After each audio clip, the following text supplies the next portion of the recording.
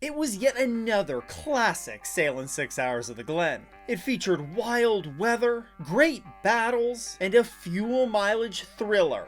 This is your Sahlen 6 Hours of the Glen post-race report.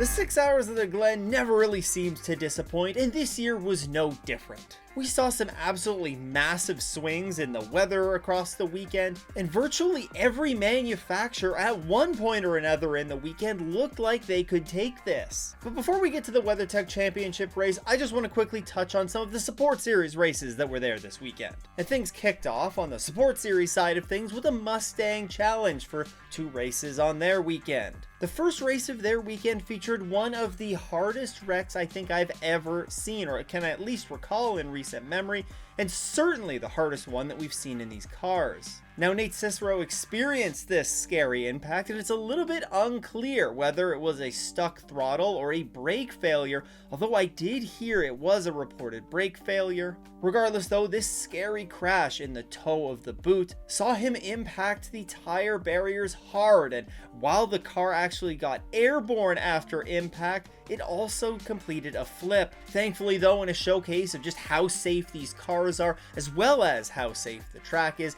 Nate was able to get out of the car under his own power quite quickly after the wreck and walk away. When it was all said and done though, it was weekend sweeps in both the Dark Horse class and the Dark Horse Legends, with Tyler Maxson taking both of the Dark Horse class wins, and Zachary Lee taking the wins in the Dark Horse Legends class. In the Porsche Carrera Cup, it was Ryan Yardley who won the first race in Pro, with Alan Sedgwick winning race 2. Alan Metney won the race 1 in Pro-Am before Pedro Torres won race 2, and Richard Edge swept the weekend in the Masters class. In Lamborghini Super Trofeo, they also featured 2 races on the weekend. In Pro, it was Ryan Norman and Danny Formal who took the race 1 win, while Gianno Torino and Ernie Francis took race 2. On the Pro-Am side of things, it was Shihan Chandrasoma and Nico Rieger who took the race 1 win, with AJ Muss and Joel Miller taking the race 2 victory. In the Am class, it was Dominic Starkweather in race 1 and Anthony Bullock who won in race 2,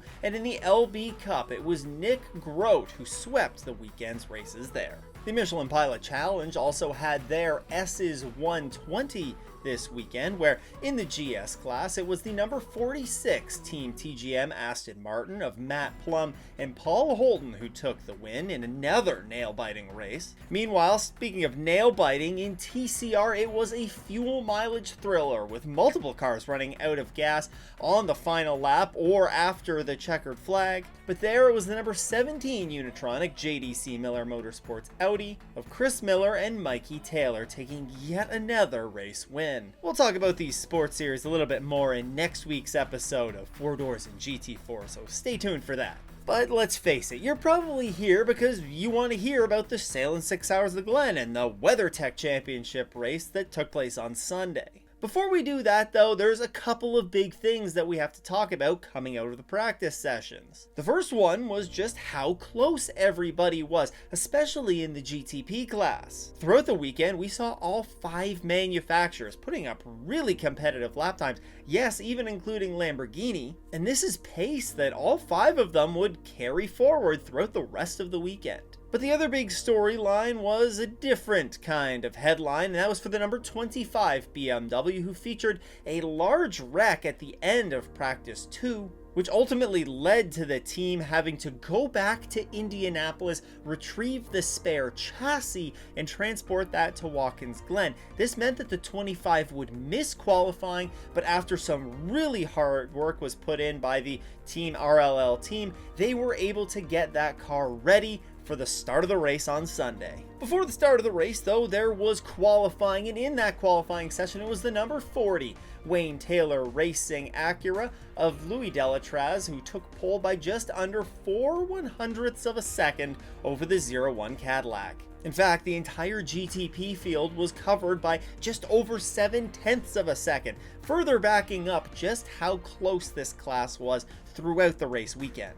In LMP2, PJ Hyatt threw down an incredible lap to take pole by 6.5 over the number 22 United Autosports entry. Daniel Serra in the number 62 Risi Competizione Ferrari took pole by 0.8 over the number 3 Corvette in GTD Pro, while in GTD it was Parker Thompson who got yet another pole, beating out the 023 Ferrari by 0.6 of a second. Now, I think many IMSA races can generally be summed up into 3 main stages of the race. The first stage is the survival stage. Sure, there are some accidents, but at this point you're just looking to survive this stage, stay on the lead lap, stay within shot of the leaders, and more or less set yourself up for a successful final 2 stages of the race. The second stage is generally defined by a dramatic moment. Maybe it's a big incident, a full course yellow that throws strategy out the window, or a stellar stint put in by a driver.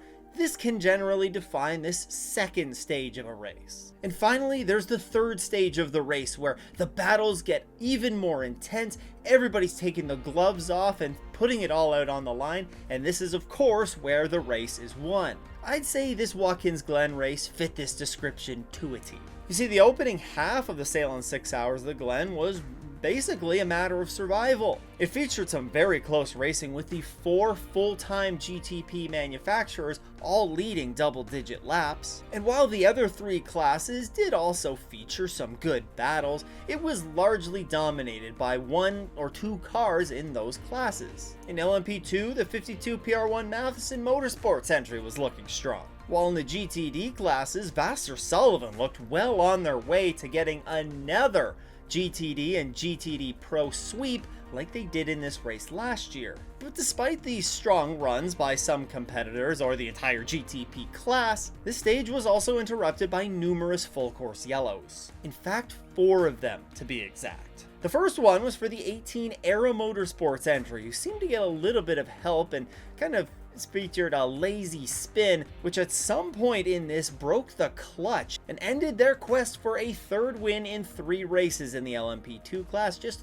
3 laps into this race. This full course yellow didn't take long to clear, but just 18 minutes after we went back racing, we were under full course yellow again, this time for a bit more of a significant incident. Here, the 04 CrowdStrike Racing LMP2 ran into the back of the Centola Racing Ferrari, taking them out. Kind of an interesting incident to say the least. IMSA would ultimately deem this to be a racing incident and no penalties were handed out as a result. And it wasn't just incidents causing full course yellows, we also saw a number of spins in this opening stage of the race, as when we went back green after the Centola Ferrari was cleaned up, the 31 Action Express Racing went for a bit of a lazy spin on the exit of the bus stop.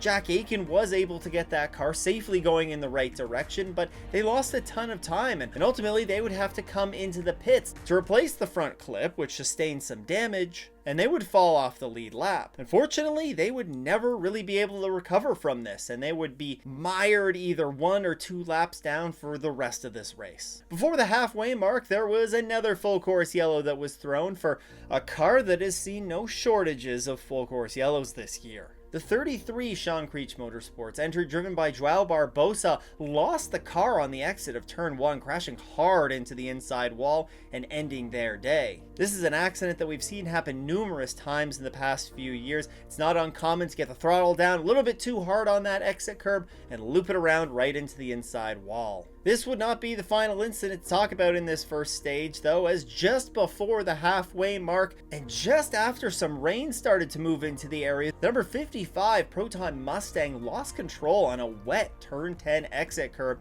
and slammed hard into the wall. The Heart of Racing Zach Robichon also made a mistake while approaching the incident, also losing control and getting into the wall. And really, the full course yellow that ensued, I think, was a big turning point in this race. For the next little bit, we would see multiple switchovers from dry to wet tires to dry tires, and it really shuffled the field up. We would go back green, of course, after this incident, but it wouldn't take long before we found ourselves under full course yellow conditions once again.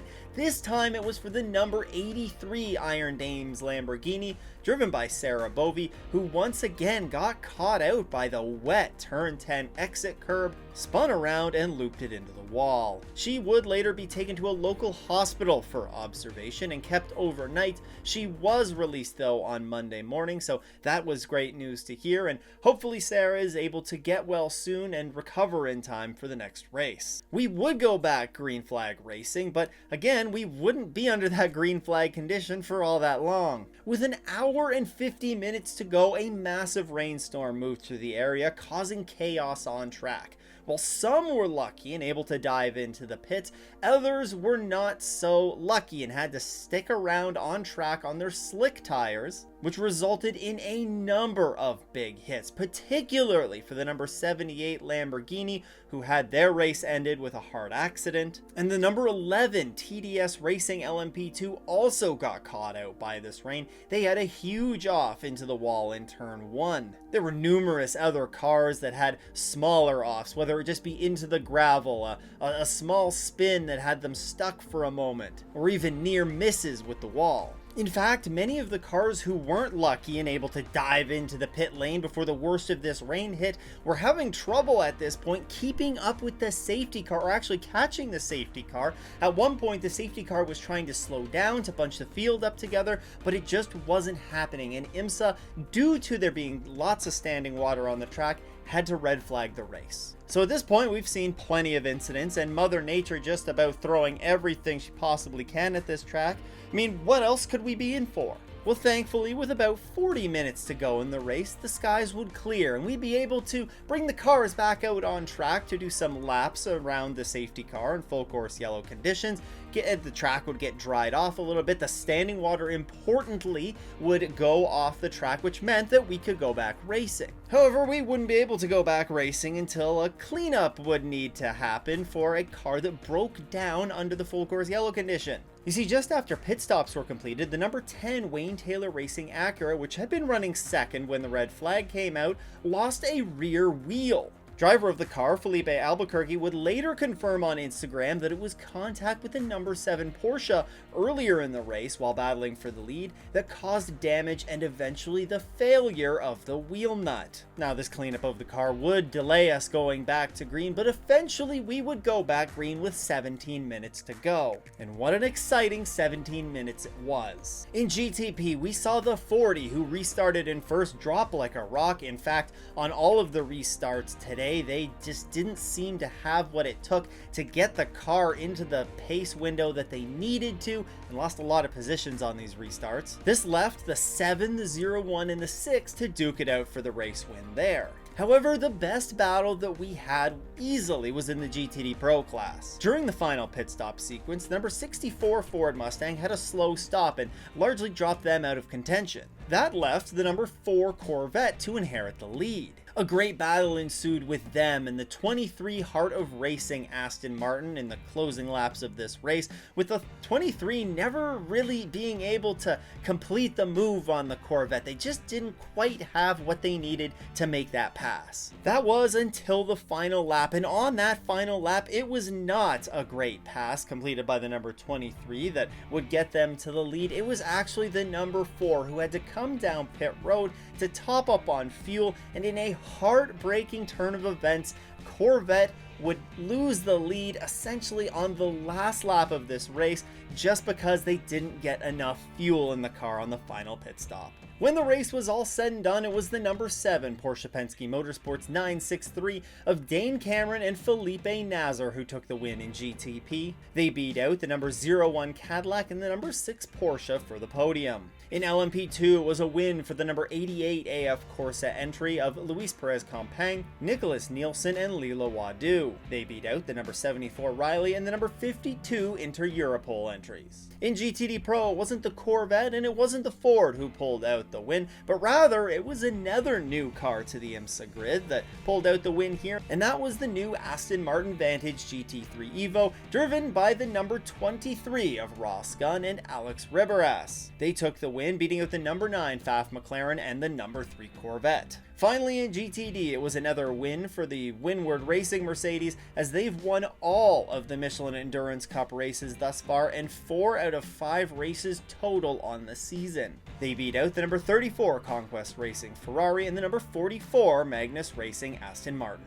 Some post-race notes here include the number 70 Inception Racing McLaren picking up a 35-second post-race penalty for an unserved drive-through. But more importantly here, they were also moved to the back of the GTD class for not meeting minimum drive time. The number 120 Porsche, the number 80 Lone Star Racing Mercedes, and the 04 CrowdStrike LMP2 were also all moved to the back of their respective classes for failing to meet minimum drive time. To quickly touch on this, all of these cars missed their minimum drive time because of the red flag that was thrown. Since red flag running does not count towards the minimum drive time of a driver, it proved basically impossible for these teams to be able to satisfy the minimum drive time requirements. Now, IMSA does adjust the minimum drive time in the race to account for the red flag period, but for these teams, it was still not enough for them to be able to meet the regulations. Now, setting aside that unfortunate bit of the race at the end, I still think that this race as a whole was great. Sure, it featured a lot of stoppages for various incidents that took place, but a lot of those were a result of the difficult track conditions, the wet track conditions that these drivers were trying to battle through. And despite those incidents, I think we still got some incredible battles that took place in this race, especially in that final short sprint to the finish, and that's what I'm going to be taking away from this race. In the end, GTP was a complete toss-up this weekend, and it looked like anybody could truly win that class. Heck, even the number 25 BMW, who faced all of that adversity at the end of practice, they were still able to rebound for a solid 6th place finish. Meanwhile, in GTD Pro, there were just so many cars in contention, it was a ton of fun to watch. From Lexus to Ford, Corvette, Aston Martin, McLaren, BMW, there were so many cars that very realistically could have taken this class victory. And you put all this together and it's honestly why I thought this race was good, and in general, just what I love so much about sports car racing.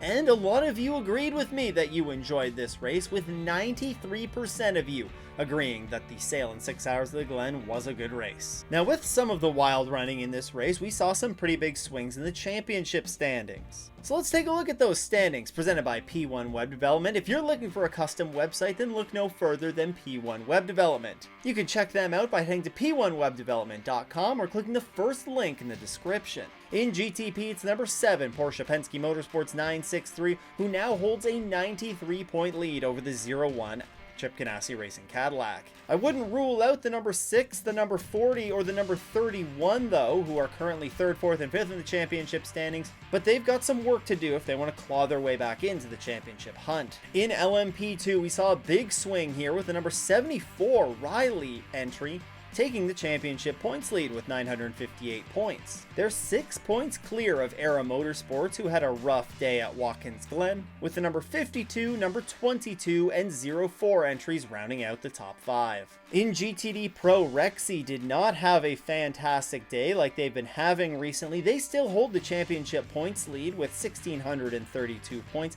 That is 49 points ahead of the number 14 Vassar Sullivan Lexus. Also in contention here is the number 23 Heart of Racing Aston Martin, who find themselves just 60 points off the points lead, but jumping down to 4th and 5th, they are 209 and 238 points back respectively, so they're going to have to put multiple wins up on the board from here on out if they want to claw their way back into the championship.